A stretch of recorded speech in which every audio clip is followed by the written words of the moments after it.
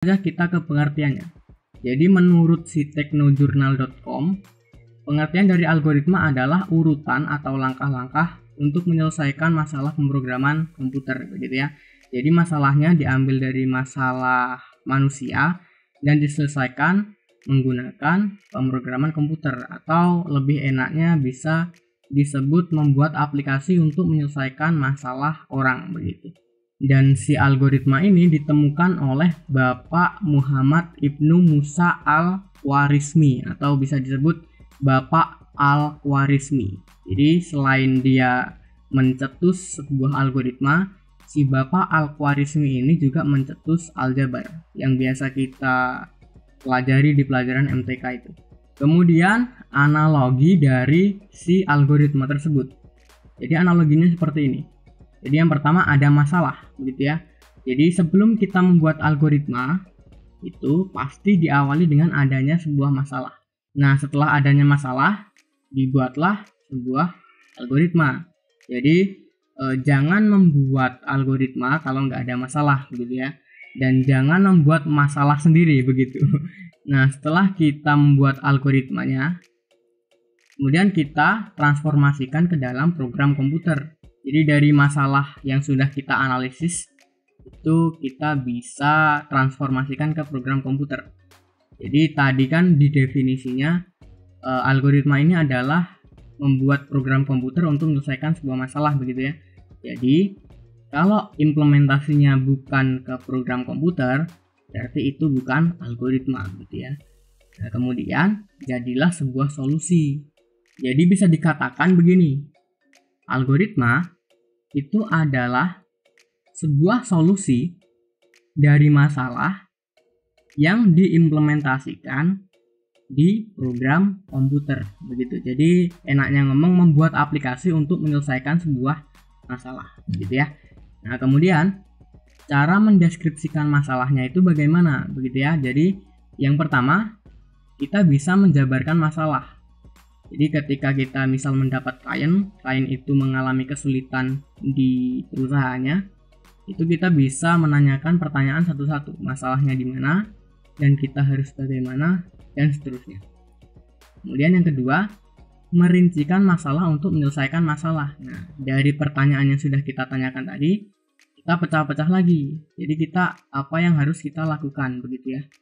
Nah, kemudian yang ketiga, membuat sarana interaksi manusia dengan komputer. Ya balik lagi ke tadi kan, karena kita membuat sebuah program komputer yang dipakai oleh manusia. Jadi percuma aja kalau manusianya tidak bisa menjalankan program komputer yang sudah kita buat. Jadi ketika kita membuat program komputer yang akan berinteraksi dengan manusia, usahakan program komputernya itu interaktif, begitu. Jadi mudah diinteraksi oleh manusia. Oke, next ya. Nah, bagaimana cara mentransformasikan masalah ke program komputer? Jadi yang pertama, kita bentuk dulu urutan masalah-masalahnya tersebut, begitu. Jadi dari apa, bagaimana, dan kita harus bagaimana, programnya mau dibuat seperti apa, begitu ya. Kemudian tentukan bahasa pemrograman. Nah, ini tergantung si kliennya minta apa. Jadi misal si klien itu mintanya pemrograman berbasis web, maka kita bisa menggunakan bahasa pemrograman PHP, HTML, CSS, dan juga JavaScript. Nah, tapi kalau dia mintanya desktop, maka kita bisa gunakan Java dan lain sebagainya. Kalau mobile, berarti kita bisa gunakan Kotlin dan lain sebagainya. Kemudian, kita harus memahami konsep mesin komputer. Jadi si komputer ini pahamnya ketika kita menuliskan kode seperti apa. Dan kodenya itu harus berurutan. Dibaca dari atas ke bawah, dari kiri ke kanan.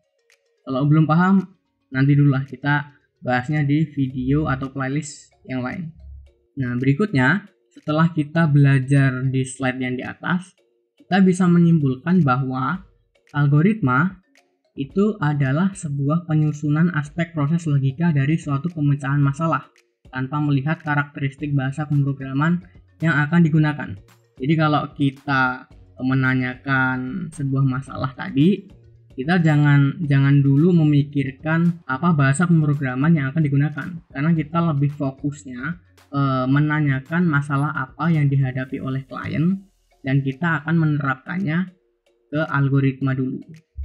Nah, kemudian urutan notasi logika merupakan hasil analisis. Ya bener aja ya. Jadi kalau kita membuat algoritma, ya di belakang algoritma itu pasti kita sudah menganalisis sebuah masalah. Dan berikutnya urutan logika langkah kerja untuk menyelesaikan suatu masalah. Nah, urutan logika langkah kerja ini biasa disebut dengan notasi algoritma. Jadi untuk mengimplementasikan notasi algoritma ini, kita biasanya menggunakan cara yang pertama yaitu untaian kalimat deskriptif, ataupun cara yang kedua menggunakan flowchart, dan yang ketiga kita bisa menggunakan pseudocode. Jadi tergantung si kliennya itu dia orang programmer atau gimana. Jadi antara tiga ini kita bisa pilih salah satu tergantung yang dipahami oleh si klien gitu ya. Jadi apa bedanya untaian kalimat deskriptif, flowchart, dan pseudocode itu kita akan belajar di video selanjutnya. Jadi tenang aja. Dan di video selanjutnya kita akan membahas tentang untaian kalimat deskriptif tadi, flowchart, dan juga pseudocode. Itu adalah cara kita menuliskan instruksi-instruksi yang harus dilaksanakan dalam bentuk untaian kalimat ya, masih dalam untaian kalimat dengan menggunakan bahasa yang jelas dan tentunya kalau bisa menggunakan bahasa yang baku dan mudah dipahami. Nah, dan kalimat deskriptif ini hampir sama dengan prosedur tag kalau kita belajar bahasa Inggris gitu ya. Jadi bagaimana cara membuat pisang goreng misalnya, jadi step by step gitu. Itu contoh kalimatnya aja. Nah, kemudian sebelum kita masuk ke penerapan kalimat deskriptif itu bagaimana di pemrograman, ada tips dulu bagaimana cara membuat kalimat deskriptif yang bagus. Nah, yang pertama gunakan bahasa yang baku ya. Yang kedua gunakan bahasa yang mudah dimengerti. Dan yang ketiga berkoresponden dengan notasi pemrograman. Artinya step by step-nya itu mengadopsi dari pemrograman. Nah, kemudian di sini ada contoh bagaimana penerapan kalimat deskriptif di kehidupan. Dan topiknya adalah memasak nasi.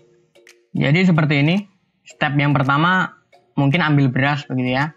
Nah, step kedua bersihkan beras. Step ketiga dan lain sebagainya. Dan yang terakhir adalah nasi siap untuk dimakan. Jadi hampir sama dengan prosedur tag di bahasa Inggris tersebut ya, intinya langkah-langkah bagaimana cara memasak nasi begitu misalnya. Nah, dan kalau di pemrograman gimana? Ini contohnya adalah kita membuat program persegi panjang. Nah, dan program persegi panjangnya ini bertujuan untuk menghitung luas persegi panjang. Jadi algoritma kalimat deskriptifnya yang pertama mungkin masukkan atau inputkan panjang dan lebar persegi panjang. Oke. Nah, yang kedua, hitung luas persegi panjang dengan rumus luas sama dengan panjang kali lebar. Oke ya. Dan yang ketiga, tampilkan luas persegi panjang. Luas dari panjang kali lebar tersebut ketemunya berapa, kemudian ditampilin. Nah, bagaimana kalau misal algoritmanya ini ketukar, misal yang step pertama jadi step kedua. Jadi nggak masuk akal ya. Masa hitung luas dulu panjang kali lebar, sedangkan panjang kali lebarnya aja belum diisi. Harusnya diisi dulu panjang kali lebarnya, kemudian luasnya dihitung, yaitu dengan rumus panjang kali lebar. Kemudian kalau sudah ketemu luasnya, yang hasil dari panjang kali lebar tadi ditampilin ke layar. Nah, misalnya seperti itu. Nah, dan kenapa tadi di tipsnya itu menggunakan bahasa baku? Mungkin itu untuk memformalkan algoritma kita begitu ya. Jadi mungkin misal kata masukkan ini diganti masukin, nah itu kayaknya kurang formal lah, kurang baku dan kurang bagus lah. Dan hitung ya hitung gitu ya, jangan hitungin begitu. Tampilkan, bukan tampilin. Oke, mungkin itu dulu videonya teman-teman di pembahasan kalimat deskriptif ini. Ya mungkin simple aja ya kalimat deskriptif. Jadi kita membuat step by step menggunakan untaian sebuah kalimat begitu. Dan di video selanjutnya kita akan membahas tentang flowchart. Nah, ini beda lagi. Ya sama aja akhirnya membuat sebuah instruksi yang harus dilaksanakan dalam bentuk simbol-simbol diagram alir. Kalau sebelumnya kan kita menuliskan instruksi-instruksi menggunakan bahasa yang kita mau, asalkan bahasa itu bagus dan baku, begitu aja. Nah, dan di sini di flowchart ini menggunakan sebuah simbol-simbol. Dan simbol-simbolnya itu nggak boleh ngawur ya, atau nggak boleh sembarangan. Harus ada aturannya juga. Jadi simbol-simbol atau notasi dasarnya begini. Ini nggak semua simbol-simbol flowchart ada di sini, tapi berhubung kita belajar baru dasarnya aja, jadi dasar-dasar dari simbol atau notasi flowchartnya aja yang kita tampilin. Yang pertama ada simbol seperti ini. Ini dinamakan simbol terminator yang fungsinya untuk memulai dan mengakhiri flowchart.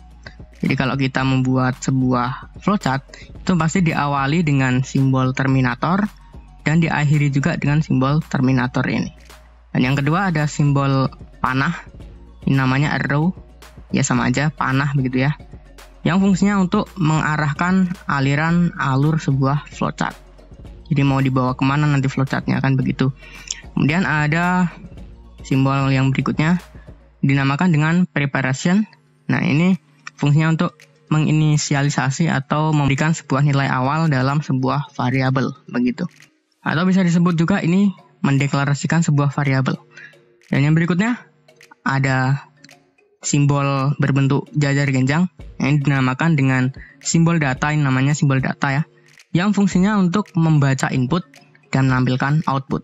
Jadi kalau kita mau nginputin sebuah sesuatu begitu ya, itu menggunakan simbol data ini. Dan kalau kita mau menampilkan sesuatu juga, kita menggunakan simbol data ini. Kemudian yang berikutnya, yang terakhir di notasi dasar ini ada sebuah segi 4. Ini namanya adalah simbol proses ya. Ya, fungsinya sesuai dengan namanya untuk pemrosesan pengerjaan. Dan ada catatan sedikit. Jadi dalam perancangan sebuah flowchart itu sebenarnya tidak ada rumus atau patokan yang bersifat mutlak ya. Jadi flowchart yang kita buat itu sesuai dengan studi kasus yang kita sedang kerjakan aja. Jadi nggak harus sebenarnya setelah misal ada preparation atau deklarasi sebuah variabel, kita ada input gitu, nggak pasti itu. Jadi tergantung dengan studi kasus apa yang sedang kita kerjakan. Kalau kurang paham, kalian bisa ulang-ulangnya aja videonya. Kita langsung masuk ke contoh pemrogramannya, contoh program hitung persegi panjang. Jadi mungkin nanti flowchartnya akan berbentuk seperti ini. Jadi sesuai dengan yang tadi, diawali dengan terminator dan diakhiri juga dengan simbol terminator. Atau kita bisa buat contekannya deh, begini ya, supaya lebih enak ngejelasinnya. Jadi yang harus kalian tahu, bahwa di dalam sebuah simbolnya ini, itu pasti ada sebuah keterangan bahwa kita mau ngapain begitu ya. Ada simbol terminator, dan diakhiri dengan simbol terminator. Ini kebetulan saya menggunakan bahasa Indonesia seutuhnya, jadi kalian kalau mau buat flowchart, tentuin aja bahasa yang akan kalian gunakan. Di sini kalau misalnya bahasa Indonesia ya bahasa Indonesia semua aja. Kalau bahasa Inggris ya bahasa Inggris semua aja. Gitu ya. Kemudian setelah terminator ada sebuah simbol yang namanya tadi preparation. Oke. Fungsinya untuk pemberian nilai awal. Di sini ada deklarasi panjang, lebar, dan luas. Gitu ya. Oh, analoginya kalau deklarasi itu seperti ini. Analogi deklarasi. Jadi ilustrasi deklarasi variabel itu begini. Kita harus tahu dulu variabel itu apa, gitu ya. Variabel tempat untuk menyimpan nilai. Ingat ya, variabel tempat untuk menyimpan nilai. Contohnya begini. Ada baju, ada sekumpulan baju. Ini akan kita masukkan ke dalam sebuah keranjang. Oke. Nah, si keranjangnya ini adalah sebuah variabel. Kenapa? Karena si keranjangnya ini adalah tempat untuk menyimpan nilai. Nilainya apa? Nilainya adalah baju itu sendiri. Sekarang pertanyaannya begini.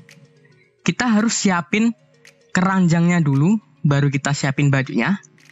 Atau kita siapin dulu bajunya, baru kita beli keranjangnya. Oke. Sekarang begini. Kita harus siapin dulu tempat untuk menyimpan bajunya ya.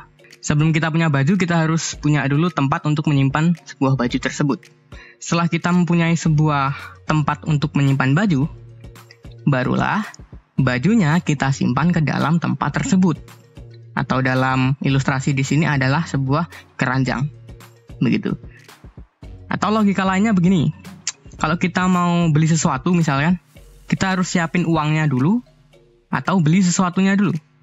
Ya, pastinya siapin dulu uangnya, baru kita membelikan sesuatu.